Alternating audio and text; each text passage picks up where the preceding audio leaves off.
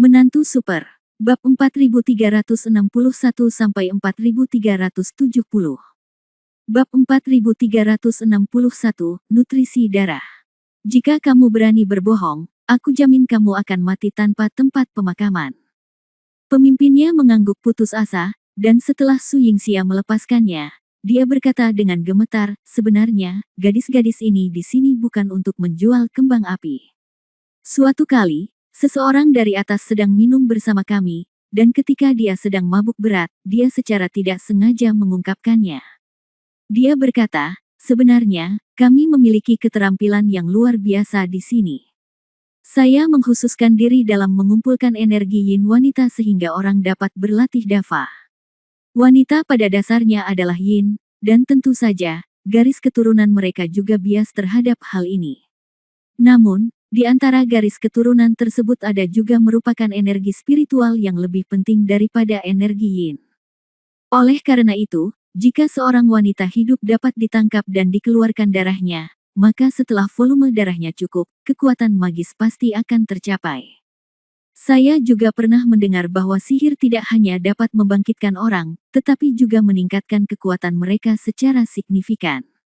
Sungguh ajaib. Jadi, perempuan yang tertangkap hanya ada dua endingnya. Yang pertama orang yang berpenampilan biasa dibunuh langsung, dan yang lainnya orang yang ganteng dibunuh setelah dipermainkan. Kamu hanyalah binatang buas. Tidak, menyebutmu binatang adalah penghinaan terhadap binatang, Su Yingxia mengutuk dengan dingin. Itu hanya membunuh orang, tetapi beberapa wanita harus menanggung penghinaan seperti mimpi buruk seumur hidup dan kemudian dibunuh.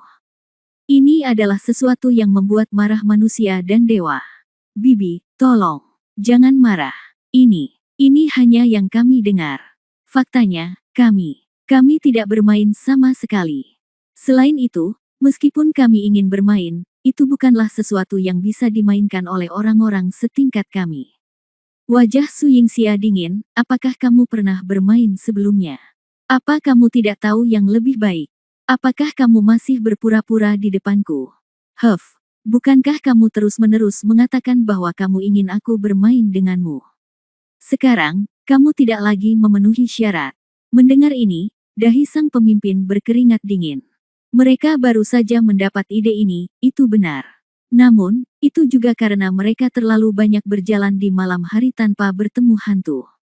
Mereka telah menangkap banyak sekali wanita selama ini, namun pada akhirnya, mereka bahkan belum menyentuh satupun jari mereka.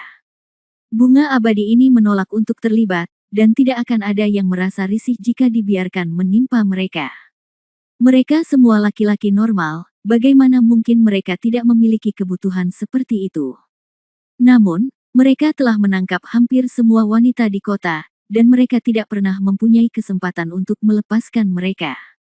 Biasanya, dia bisa mentolerirnya, tapi setelah melihat Su Yingxia hari ini, kelompok itu benar-benar di luar kendali.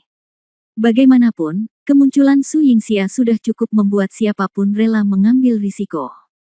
Oleh karena itu, beberapa orang menjadi khawatir dan memutuskan untuk diam-diam melakukan hal-hal memalukan di belakang mereka. Su Yingxia sama sekali tidak merasa senang dengan pengunduran diri ini, hanya ada api yang tak terbatas di matanya. Han Sanqian menarik bahunya tepat waktu, menunjukkan bahwa dia tidak perlu melakukan ini. Mengingat satu aspek dari masalah ini, kecil kemungkinannya orang ini akan berbohong. Alasannya juga sangat sederhana, jika prajurit di bawah komandonya bisa melakukan apapun yang mereka inginkan, maka masalah ini akan sangat kacau hingga saya tidak tahu akan seperti apa jadinya. Apakah perempuan dapat diberangkatkan dengan lancar adalah tanda tanya besar. Lagi pula, jika ini dilakukan, banyak perempuan yang akan tersingkir dari hilir. Oleh karena itu, mereka harus memiliki tindakan dan tinjauan yang sangat ketat, sehingga kredibilitas apa yang dikatakan pemimpin kecil ini tentu saja cukup tinggi. Bagaimana dengan wanita? Han Sanqian bertanya. Perempuan berbeda dengan anak perempuan karena mereka tidak memiliki tubuh yang sangat yin, oleh karena itu, sejak zaman dahulu, baik untuk mengumpulkan yin maupun yang, pada kenyataannya, mereka seringkali berakhir dengan laki-laki dan perempuan. Saat ini, Han Sanqian tidak mengerti apa yang ingin mereka lakukan dengan menangkap wanita seperti itu. Awalnya, hei, Sebenarnya perintah dari atas memang hanya untuk wanita, tapi sayang. Sayang sekali. Jelaskan. Jangan mencoba mengambil keuntungan dari orang lain. Su Yingxia berada di ambang kehancuran kapan saja. Sebenarnya, emosi ini bisa dimaklumi. Lagi pula, Han Sanqian memang ingin membunuh para pelacur ini, tapi sebagai perbandingan, dia harus lebih rasional. Dia tahu betul bahwa orang-orang di belakang mereka lebih penting. Sayangnya, sesuatu yang tidak terduga terjadi di atas, dan kejadian seperti inilah yang membuat rencana kami tidak terganggu. Sambil menghela nafas, pemimpin itu melanjutkan, ini sebenarnya kebetulan. Entah bagaimana, sepertinya ada hubungannya dengan kota. Apa? Bab 4362, ini tentang aku. Apakah ini ada hubungannya dengan Gai Losheng? Han Sanqian mengerutkan kening. Ini tidak mungkin. Gai Losheng sama sekali tidak ada hubungannya dengan tempat ini, jadi bagaimana yang disebut hubungan ini bisa terjadi? Saya terkejut, sangat terkejut, tapi ini seharusnya benar. Kita semua di bawah sebenarnya sudah menebaknya, meski para petinggi tidak pernah mengakuinya. Tapi kami hampir yakin. Su Yingxia dan Han Sanqian saling memandang, lalu menatap pemimpinnya. Apa maksudmu? Ada perang besar sebelum kota itu jatuh. Tahukah kamu? Tidak hanya kedua orang tersebut yang mengetahuinya, mereka bahkan merupakan peserta pribadi. Seorang pria bernama Han Sanqian menangkapnya. Kemudian, tentara asli kota itu mengorganisir beberapa serangan balik, tapi sayangnya semuanya berakhir dengan kegagalan. Saya belum pernah mendengar tentang pria bernama Han Sanqian sebelumnya, tapi tampaknya itu benar-benar mampu. Setelah kekalahan perang, kesehatan kastil iblis surgawi kami tiba-tiba melonjak. Pada saat itu, atasan meminta kami untuk keluar dan menangkap orang setiap hari. Namun, kastil iblis surgawi telah menangkap banyak gadis sebelum ini. Hal ini tidak seperti ayam yang bertelur. Bagaimana bisa ada begitu banyak gadis yang bisa ditangkap? Dia jelas sangat tertekan ketika menyebutkan hal ini. Sejak saat itu, beban kerja mereka tiba-tiba meningkat pesat dan mereka merasa sengsara. Atasan mendesak kami segera, tapi tidak ada yang bisa kami lakukan. Tak disangka, tak lama kemudian, atasan memperbarui perintah dengan mengatakan bahwa hanya perempuan yang diwajibkan, dan juga meminta kami memprioritaskan penangkapan mereka yang lebih mudah. Kami tidak punya pilihan selain mengikuti instruksi dengan patuh. Oleh karena itu, para wanita di Kastil Tianmo pada dasarnya tidak selamat. Pada awalnya, usia mereka baik-baik saja. Belakangan, bahkan wanita berusia 80 tahun itu ditangkap tanpa gagal, selama karena dia seorang wanita. Bagaimana dengan laki-laki itu? Dari sudut pandangmu, laki-laki sepertinya tidak berguna kan? Hanya karena mereka menghalangimu. Han Sanqian berkata dengan dingin. Pemimpinnya mengangguk dan hanya berkata, tidak mungkin, perintah dari atas adalah membunuh tanpa ampun. Bajingan sekali, 3.000, aku benar-benar tidak tahan lagi. Apa-apaan orang-orang ini? Apakah mereka masih memiliki kehidupan di mata mereka? Setiap kesalahan adalah salahmu bibiku, kami hanya mengikuti perintah. Jika kamu benar-benar marah, kamu bisa menyalahkan kami. Pemimpin itu takut darahnya berceceran di dirinya sendiri, jadi dia segera memohon belas kasihan.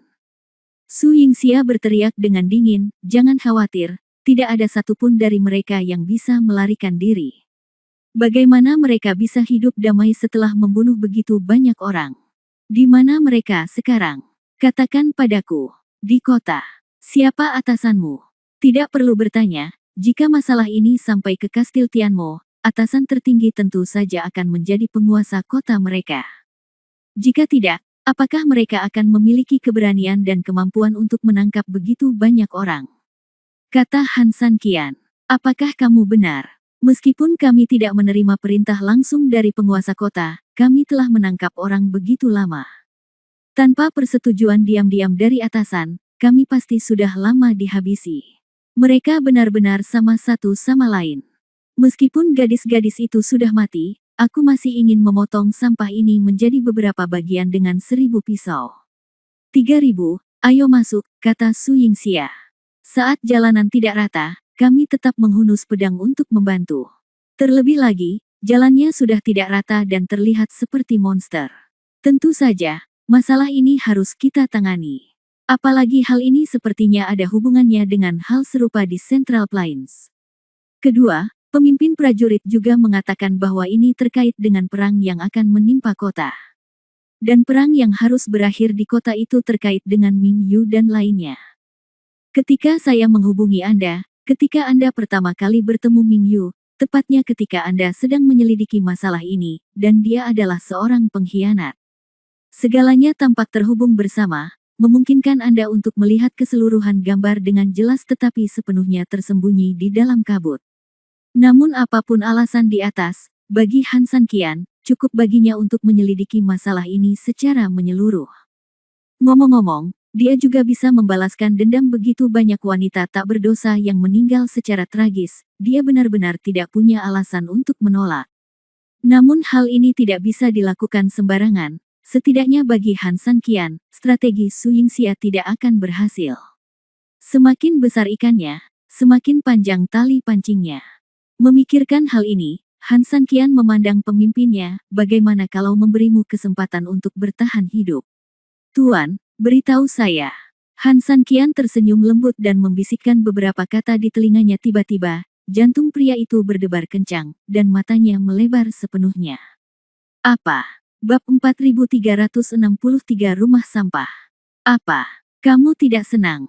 Begitu dia selesai berbicara, Han San Qian mengangkat pisaunya dan menjatuhkannya, dan adik laki-laki yang tersisa di sebelah pemimpin itu langsung menundukkan kepalanya ke tanah. Pemimpinnya benar-benar tercengang. Dia tahu betul bahwa dia tidak punya ruang untuk tawar-menawar dengan Han San Qian. Sekarang, beritahu aku pilihanmu.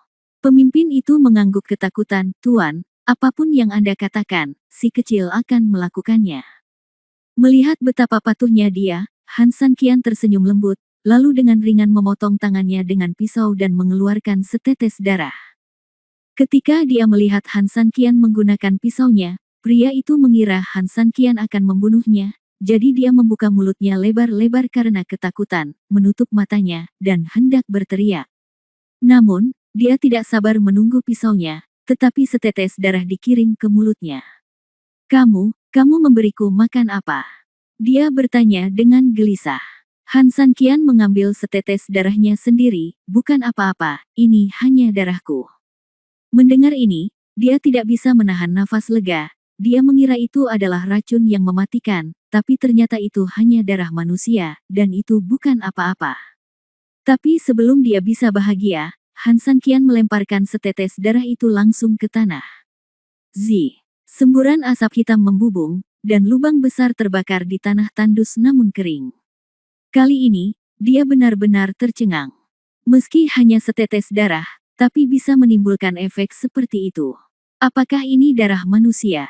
Lebih penting lagi, jika tanah padatnya seperti ini, lalu tempat seperti apa yang bisa dia tinggali hanya dengan tubuh fisik? Memikirkan hal ini, dia menjadi sedikit putus asa, dan dia merasa tubuhnya seperti meleleh. Tapi sebelum dia bisa bergerak, Han San Qian mencibir, jangan khawatir, darah beracun yang aku masukkan ke dalam tubuhmu dibungkus dengan energiku yang sebenarnya, dan itu tidak akan menyebabkan kerugian besar bagimu. Namun, itu tergantung pada kinerja Anda.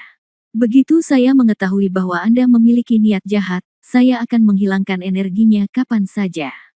Anda akan tahu konsekuensinya saat itu.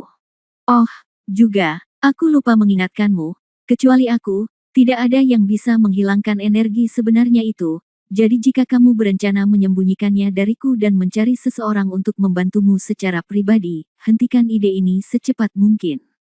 Tentu saja, kamu mungkin berpikir aku membuatmu takut. Kamu dapat mencobanya sesuka hati untuk melihat apakah aku, Han San Qian, berbohong kepadamu. Han San Qian, apakah kamu Han San Qian? Dia memang mendengar Su Yingxia berteriak 3000 tadi, tapi pada saat itu jelas penting untuk menyelamatkan nyawanya, jadi dia tidak memperhatikan sama sekali. Sekarang, ketika dia mendengar nama ini sepenuhnya, mau tak mau dia merasa terkejut. Siapakah Han San Qian? Tidak perlu bicara lebih banyak lagi tentang ini, karena saat ini dia masih mempopulerkan Han San Qian. Bagaimana dia bisa tahu bahwa ini hanyalah pertunjukan besar di depan Guan Gong? Jika itu benar, sekarang, apakah kamu percaya dengan kata-kataku? Sial, apa kamu tidak percaya? Ini adalah orang yang dapat sepenuhnya membalikkan pasukan yang berjumlah 400.000 orang. Kemampuan apa yang harus dia pertanyakan, dan keberanian apa yang harus dia coba?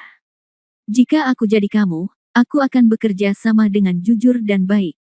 Setidaknya, aku bisa mendapatkan kesempatan untuk memperbaiki kesalahanku dan bertahan hidup.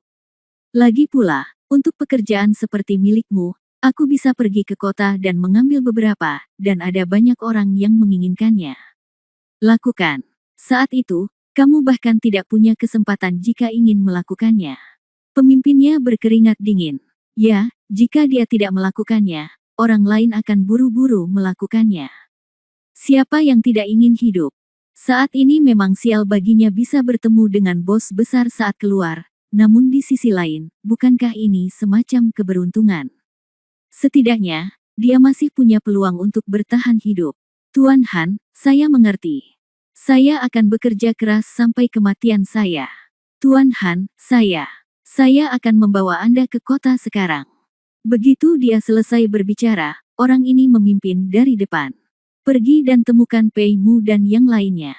Mereka seharusnya tidak pergi jauh. Kami akan menunggumu di sini, Su Yingxia memerintahkan Pei Yuan.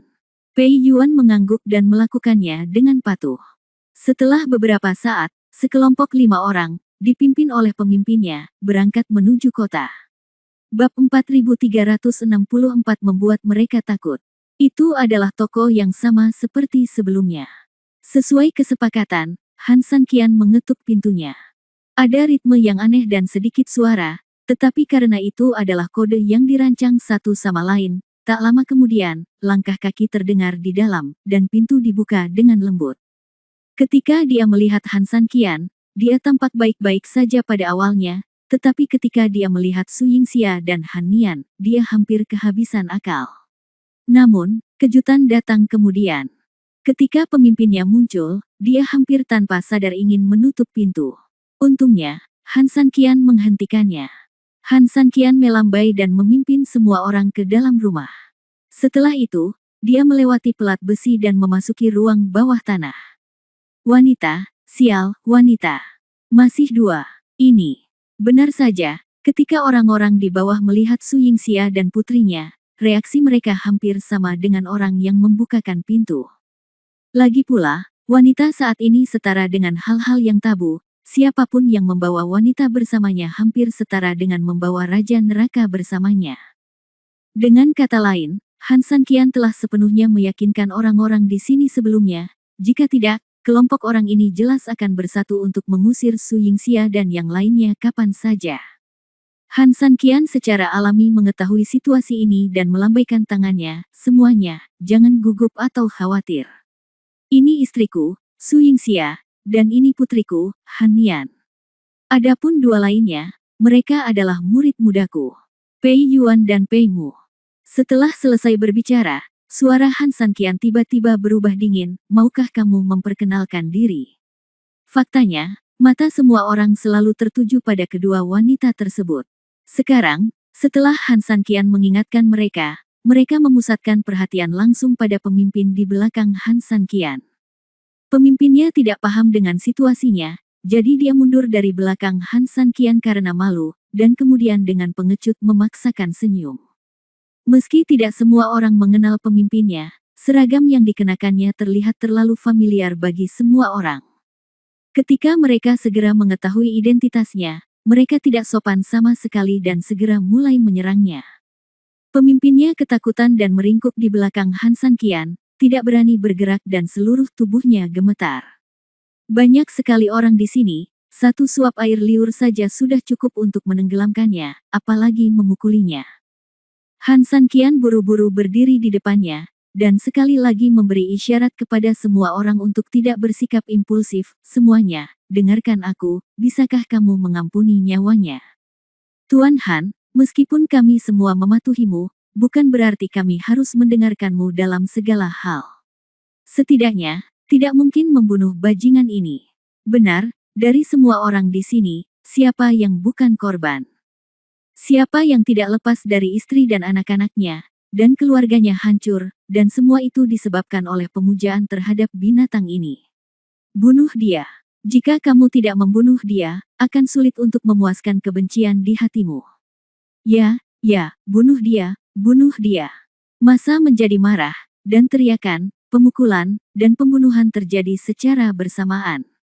Pemimpinnya sangat ketakutan hingga dia kencing, dia sangat ketakutan hingga kakinya gemetar hebat dan seluruh celananya basah kuyup. Han Sanqian berkata dengan lembut, semuanya, saya tahu, dan saya juga sangat menyadari situasi Anda saat ini. Namun, hanya karena saya memahami, orang ini tidak dapat dibunuh. Pada analisa terakhir, dia hanyalah boneka. Jika kamu membunuh salah satu dari dia, dan ada ribuan lainnya, apakah kamu akan membunuh mereka semua? Pada saat itu, mereka yang seharusnya menyakitimu akan tetap menyakitimu, dan akan tetap ada. Jadilah orang-orang di kastil iblis ini. Orang-orang berada dalam bahaya. Apakah saya benar? Ketika semua orang mendengar ini, mereka memahami kebenarannya. Tapi bisakah kita mengubah status quo tanpa membunuhnya? Menurutku lebih baik membunuhnya secara langsung. Setidaknya kita bisa melampiaskan amarah kita sekarang. Ya, bunuh dia, aku akan kram dan mengulitinya. Sentimen masyarakat kembali tersulut, terlihat semua orang memang sangat marah, jika tidak maka tidak akan begitu mudah terbakar dan meledak. Lalu bagaimana jika mempertahankannya benar-benar dapat mengubah status quo? Han Sanqian bertanya. Tuan Han, apa maksudmu dengan ini? Dia hanyalah antek kecil. Terlalu konyol mengandalkan dia untuk mengubah status quo. Ya, Tuan Han, apakah Anda pernah ditipu oleh anak ini? Saya sering melihat orang-orang seperti dia. Dia biasanya mengandalkan kekuatan orang lain, tetapi begitu dia dalam bahaya, dia berbohong penuh kebohongan. Dia hanya ingin untuk melarikan diri, jadi lebih baik membunuhnya. Han Sanqian menggelengkan kepalanya, dia ingin mengubah kastil Tianmo. Tentu saja itu hanya mimpi. Yang ingin aku katakan adalah, biarkan aku membantumu. Bab 4365, rekan satu tim yang kuat. Apa? Kamu membantu kami? Tuan Han, apakah kamu bercanda? Di kastil iblis, tanah membeku setinggi 3 kaki, bukannya 1 hari. Aku khawatir kekuatan di balik kehancuran itu sangat terlibat. Ya, kemungkinan besar ini akan melibatkan kekuatan yang sangat menakutkan. Tuan Han, Anda. Han Sanqian selalu mengatakan yang sebenarnya. Sekarang aku telah memutuskan untuk melakukannya, aku tidak akan mundur. Apalagi kastil iblis belaka, apa yang harus ditakuti oleh seluruh klan iblis. Kata-katanya sangat ringan, tetapi momentumnya yang terkandung di dalamnya cukup kuat. Semua orang yang hadir tercengang. Apa gunanya menjadi musuh seluruh ras iblis? Satu kalimat bernilai 1000 kata dan lebih baik dari ambisi apapun. Semua orang tercengang, menatap Han Sanqian dengan mulut terbuka lebar. Padahal, bagi Han Sanqian, selain alasan yang disebutkan sebelumnya, ada hal lain yang lebih penting. Su Yingxia dan Han Nian tetap harus bermalam di kota. Bahkan jika Han Sanqian melepaskan mereka, mereka tidak akan pernah melepaskan Han Sanqian. Oleh karena itu, daripada bereaksi pasif, lebih baik mengambil inisiatif. Tuan Han, jika saya memanggil Anda seperti itu sebelumnya karena saya mengagumi kultivasi dan kemampuan Anda, maka sekarang, panggilan Guru Han ini adalah pesan tulus dari lubuk hati saya yang paling dalam. Benar, bantuan Tuan Han seperti dermawan baru bagi kami. Saya juga percaya bahwa bagi seluruh penduduk kastil Tianmo, ini akan menjadi perbuatan baik selamanya. Kami tidak perlu membalas apapun, tapi kami akan selalu mengingat kebaikan Tuan Han hari ini. Tuan Han, jika Anda memiliki instruksi, jangan katakan apapun. Kami tidak akan pernah melihat ke belakang. Kami akan mengikuti Anda ke Gunung Pedang dan Lautan Api. Han Sanqian menggelengkan kepalanya, jika kalian semua harus mati bersama, apa yang akan terjadi bahkan jika kalian mengalahkan musuh pada akhirnya? Berapa banyak orang yang masih hidup di kastil Tianmo? Tuan Han, apa maksudmu? Kamu tidak menginginkan bantuan kami. Semua orang sangat terkejut. Bagaimanapun, masalah ini adalah urusan kastil Tianmo mereka. Untunglah Han Sanqian bersedia mengorbankan nyawanya. Yang mereka inginkan adalah Han San Qian memimpin mereka untuk menyelesaikan serangan. Bagaimana mereka bisa membayangkan bahwa yang dimaksud Han San Qian sekarang adalah dia akan bertarung sendirian? Tidak buruk, itu cukup bagiku. Bagaimana ini mungkin? Tuan Han, bagaimanapun juga, Anda melakukannya untuk kami. Bagaimana kami bisa menunggu di rumah saja dan tidak menunggu apa-apa? Menurut saya, meskipun kami tidak dapat melakukannya, kami harus membantu Tuan Han memotong beberapa lagi yang kejam anjing sebelum dia mati. Benar, Tuan Han, bawa kami bersamamu. Kami akan bergegas bersamamu. Lagi pula keluarga kami sudah pergi. Kami takut dibunuh oleh Palu, jadi kami akan mempertaruhkan nyawa kami bersama mereka. Melihat ekspresi antusias mereka, Han San Qian akhirnya mengerti betapa buruknya kehilangan dukungan masyarakat. Memang benar air dapat membawa perahu dan juga membalikkannya. Memikirkan hal ini, Han San Qian mengangguk, saya menghargai niat baik Anda, tetapi jika Anda benar-benar ingin membantu saya, lebih baik lakukan ini. Berbahaya pergi ke sini. Bagaimanapun, kedua muridku dan satu putriku masih muda.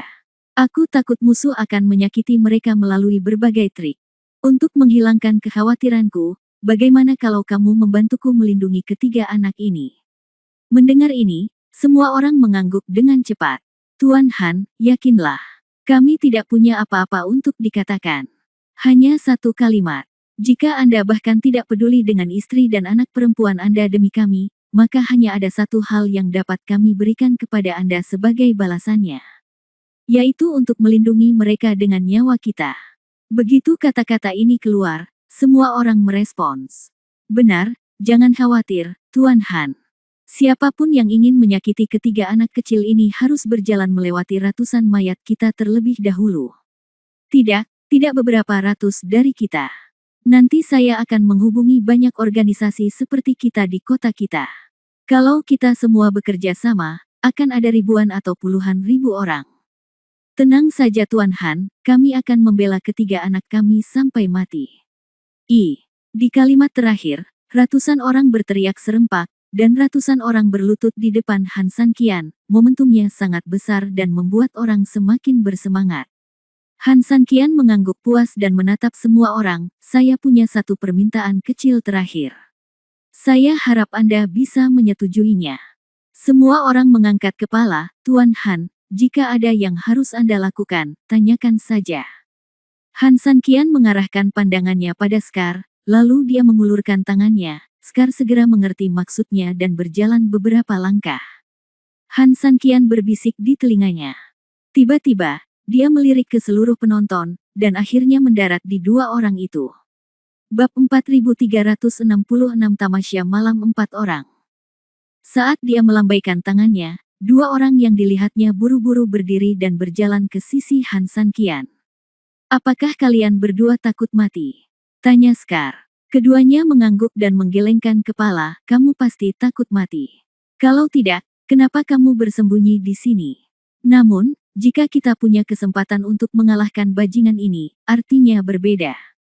Kita tidak takut mati. Setelah mendengar jawaban kedua orang itu, Scar memandang Han San Qian dan berkata, Tuan Han, apakah Anda akan pergi?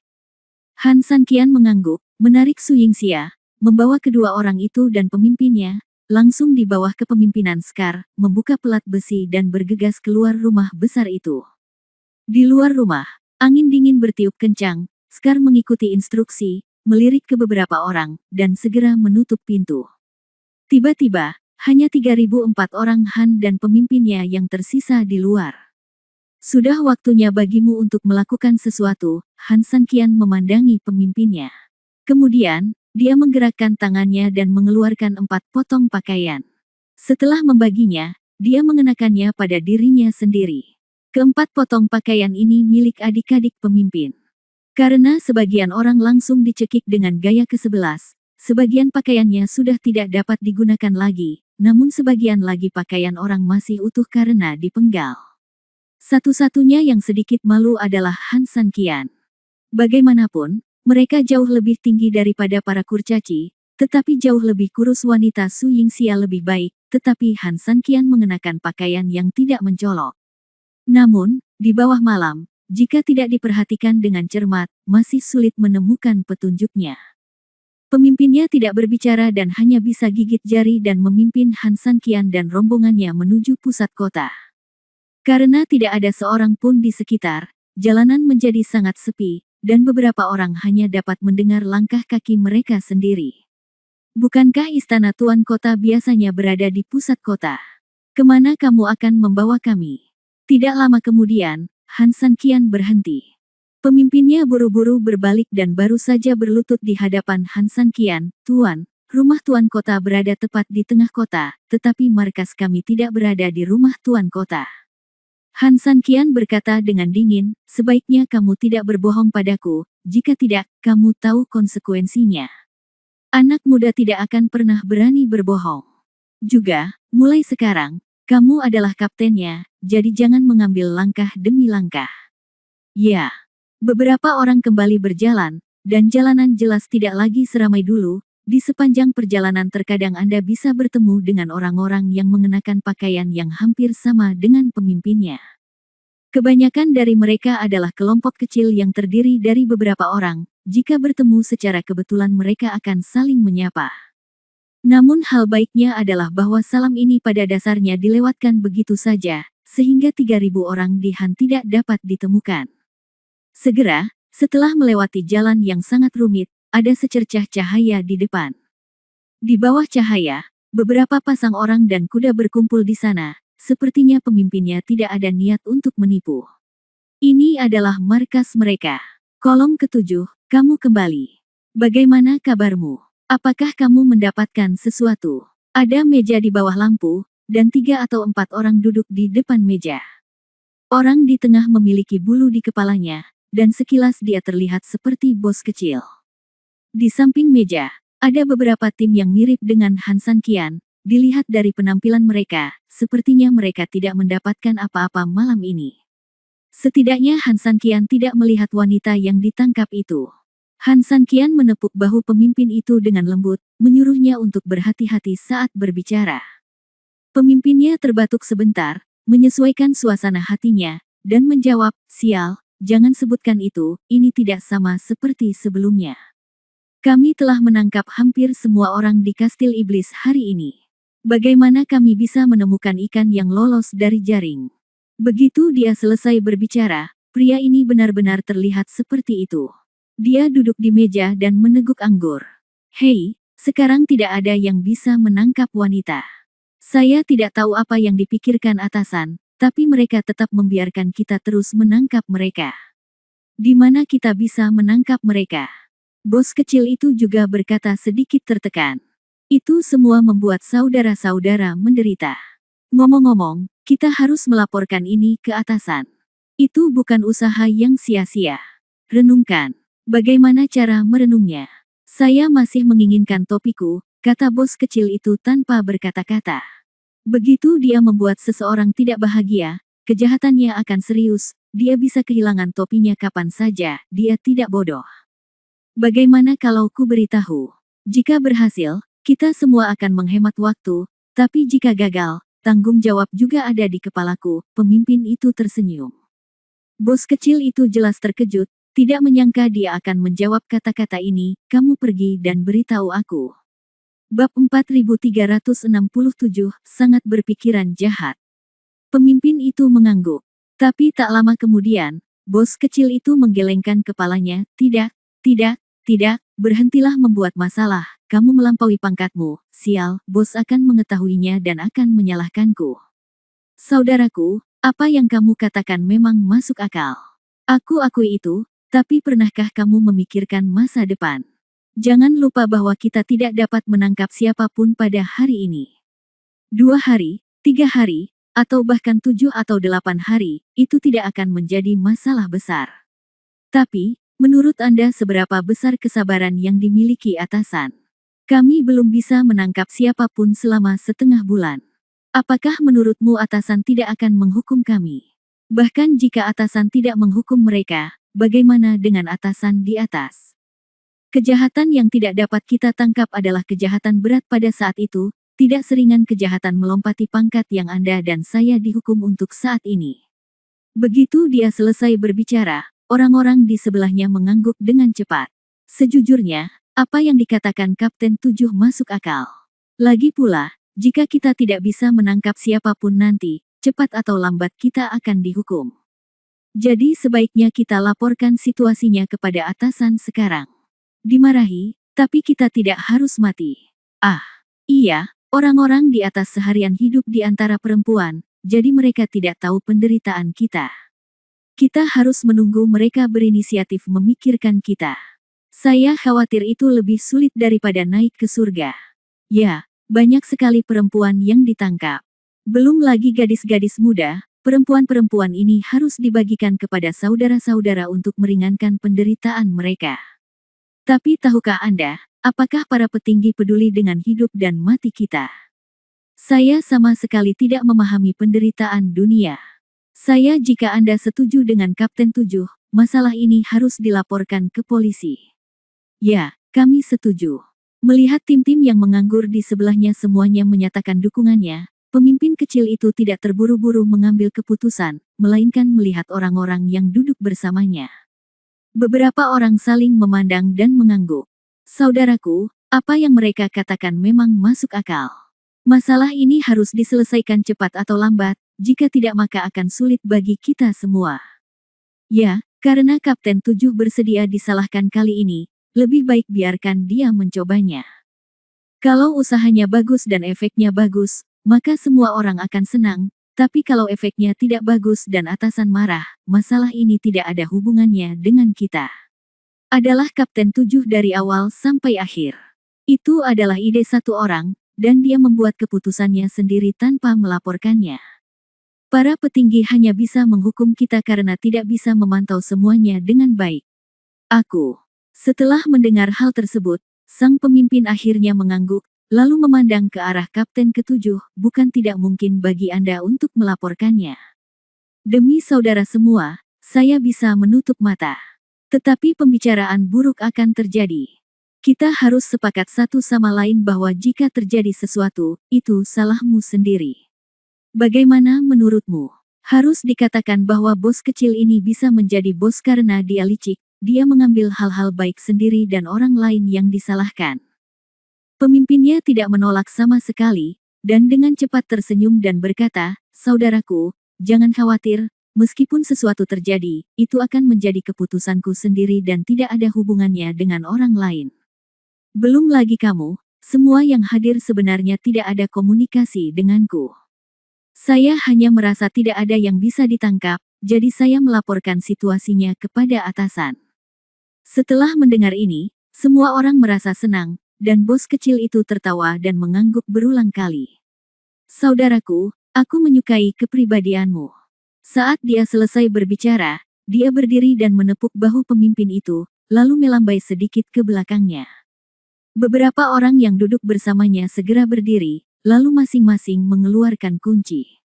Di balik lampu, ada sebuah pintu yang sepertinya terbuat dari besi hitam. Setelah mereka memasukkan kunci satu persatu, seluruh pintu batu itu perlahan terbuka. Dengan suara keras, dibuka. Pencuri ini benar-benar tahu cara bermain, dan mereka benar-benar berpikir untuk melakukannya dengan sangat hati-hati. Dengan suara gemuruh yang keras, pintu batu itu perlahan terbuka, memperlihatkan sebuah terowongan sekitar 2 meter. Pemimpin itu melambaikan tangannya dan memimpin Han Sanqian dan yang lainnya masuk. Bab 4368 Gua Neraka. Jalannya dalam dan tidak ada cahaya ke segala arah, hampir seperti berjalan dalam kegelapan tanpa ada orang di sekitarnya. Mereka yang tidak mengetahui hal ini mengira mereka sedang berjalan di suatu terowongan, tetapi ketika mereka melihat ke atas, mereka dapat melihat bintang-bintang di langit dan bulan di langit malam. Tiba-tiba membuat orang menyadari bahwa ini hanyalah sebuah jalan setapak di bawah langit malam. Setelah berjalan kurang lebih 10 menit, tiba-tiba jalan itu diterangi oleh obor. Melihat ke jalan, di kejauhan tampak sebuah gerbang batu megah berkepala harimau berdiri di sana. Mulut harimau adalah pintunya, dan di kedua sisinya, 8 penjaga berbaju hitam berdiri di sana. Sekali melihat dan Anda dapat mengatakan bahwa dia luar biasa.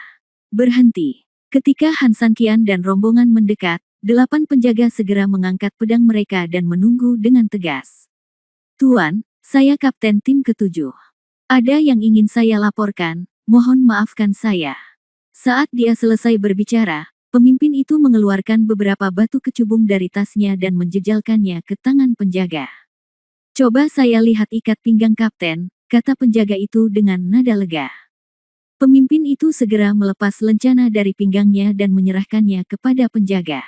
Setelah pemeriksaan, pria itu mengangguk kepada yang lain, meletakkan pisaunya, dan melepaskan mereka. Meski ada kejutan, namun kemenangan tetap aman. Saat pintu harimau perlahan terbuka, semburan suara berisik terdengar di telinga semua orang tepat pada waktunya. Itu adalah tawa heroik para laki-laki, bercampur dengan tangisan dan jeritan menyedihkan para perempuan, serta suara benturan berbagai jenis gelas anggur, atau derak cambuk yang liar. Beberapa di antaranya benar-benar bertolak belakang, tetapi jika disatukan, mereka menciptakan pemandangan magis dan menyedihkan lainnya. Di Humen, pencahayaannya lumayan, tapi di bawah nyala api seperti di dalam gua. Gua itu sangat besar sehingga kamu tidak bisa melihat sekelilingnya sama sekali. Banyak kurcaci yang mengenakan pakaian yang hampir mirip dengan pemimpinnya. Mereka duduk di berbagai meja sambil minum dan makan. Kamu selalu bisa melihat di belakang mereka masing-masing. Lalu 1 atau 2 wanita berdiri dengan patuh di belakang. Mereka acak-acakan, berantakan, bahkan ada belenggu di tangan dan kaki mereka. Namun meski begitu, mereka tetap hati-hati melayani laki-laki di depan mereka. Entah memberinya makan, meremas bahunya, atau mengipasi kipas daun ketail untuk pria tersebut.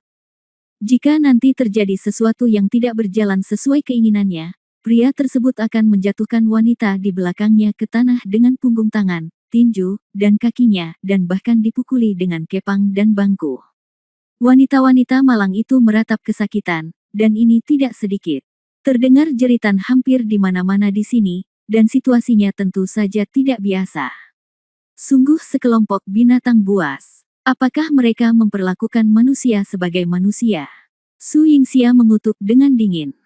Meskipun tidak pantas untuk mengatakan ini saat ini, bagaimanapun juga, hal itu akan dengan mudah mengungkapnya. Han Sanqian tidak menyalahkan Su Yingxia, tetapi menepuk bahunya untuk menghiburnya. Orang-orang ini sungguh tidak memperlakukan manusia sebagai manusia, perempuan-perempuan ini hanyalah binatangnya, jika tidak bahagia mereka akan memukuli dan memarahinya, tidak ada sedikit pun simpati manusia. Pemimpinnya terbatuk dan terus berjalan masuk bersama Han Sanqian dan yang lainnya. Sepanjang jalan, banyak orang memperhatikan pemimpin dan kelompoknya. Lagi pula, hanya sedikit orang dari tim patroli luar yang datang ke sini. Mereka mencemooh dan penuh hinaan, bahkan ada yang menarik-narik pakaian Han Sanqian, dan terkadang menjulurkan kaki untuk menjegal mereka berlima. Tapi, bagaimanapun juga, disitulah semuanya berakhir. Mereka bertiga melewati tengah kerumunan dan berhenti di depan sebuah gua. Han Sanqian tahu bahwa peluang besar seharusnya ada di dalam. Sejak dia berada dalam jarak 10 meter dari gua, dia tidak melihat jejak tanah di tanah. Kemanapun dia lewat sebelumnya, sekelompok orang minum dan makan daging dengan bebas, dan sudah ada tumpukan sampah di atasnya. Hal ini sangat kontras dengan hal ini. Dan tidak ada seorang pun dari kelompok orang sebelumnya di sekitarnya.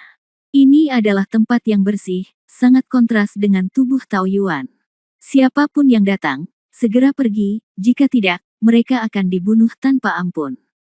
Di depan pintu, 2 tentara lagi menghalangi jalan mereka dengan ganas. Kapten tim ke-7, ada sesuatu yang penting untuk saya laporkan kepada Yang Mulia. Tolong sampaikan pesannya. Berdiri di sini, dan kamu tidak boleh menggerakkan satu jari pun saat kamu menunggu, jika tidak, kamu akan menanggung akibatnya. Setelah salah satu tentara memberi perintah dengan suara dingin, dia memasuki gua dengan pisau dan melaporkan.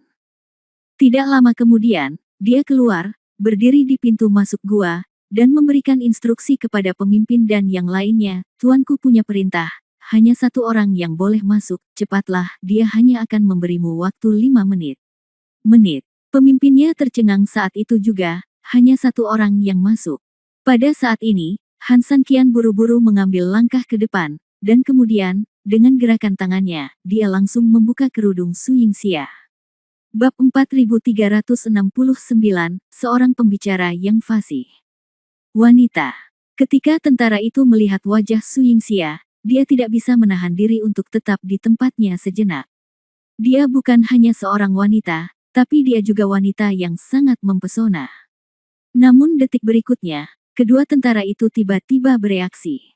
Segera setelah itu, kedua pria itu langsung menghunus pisaunya dan mengarahkannya ke 5 orang tersebut.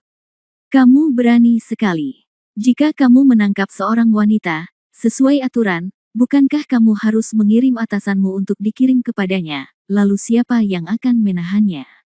Melihat masalah ini akan terungkap, wajah Su Yingxia menjadi dingin dan dia akan segera mengambil tindakan.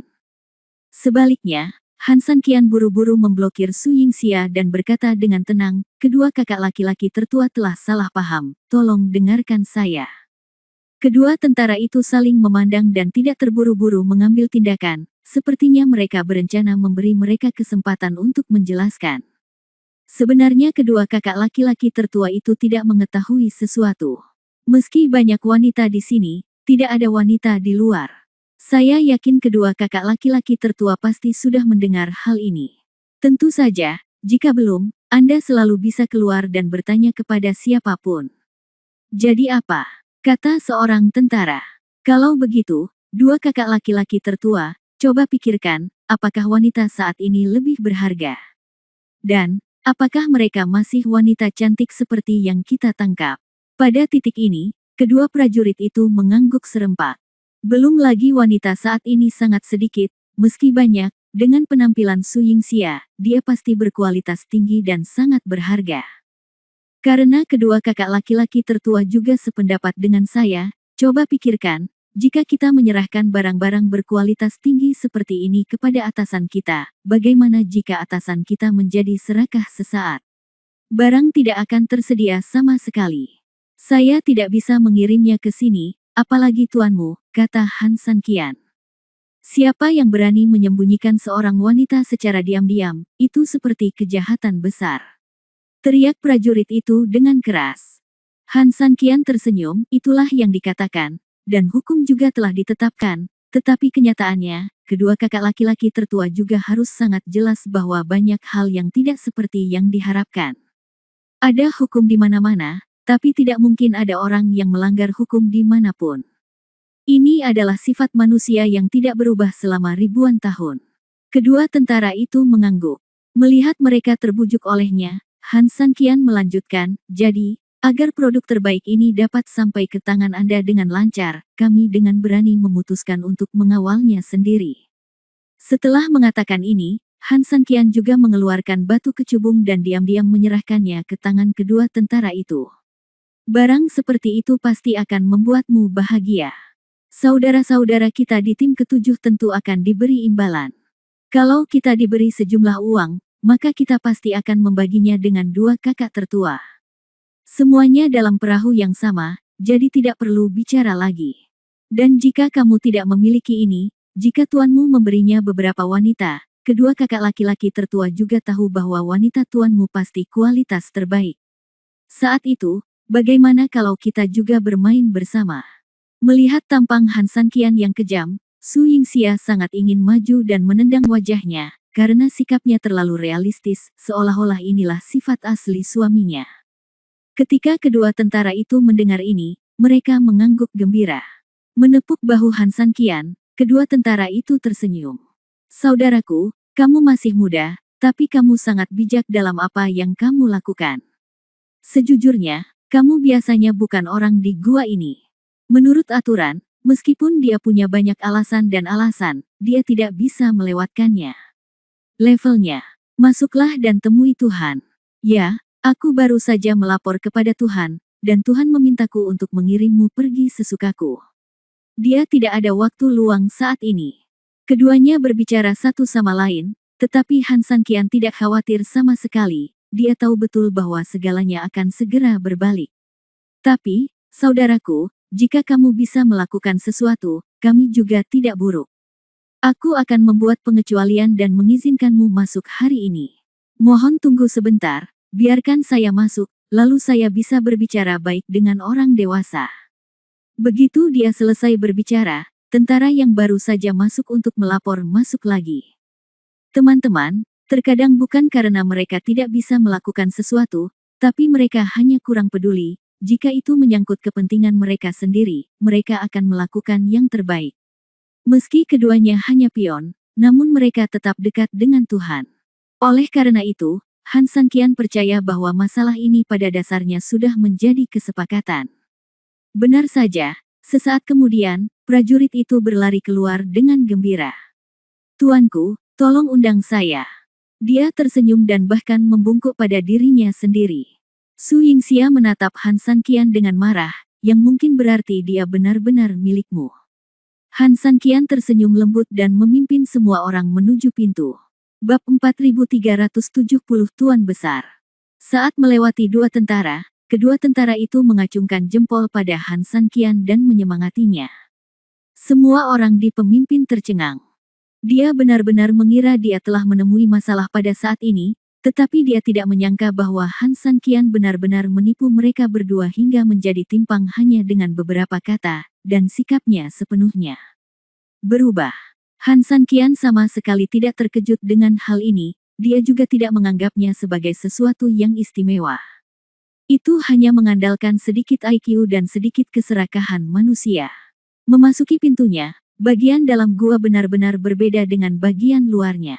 Kalau di luar ada neraka, di dalam ada surga. Ada dekorasi indah di mana-mana, dan ketika orang memasukinya, mereka merasa seperti sedang berjalan di istana kelas atas.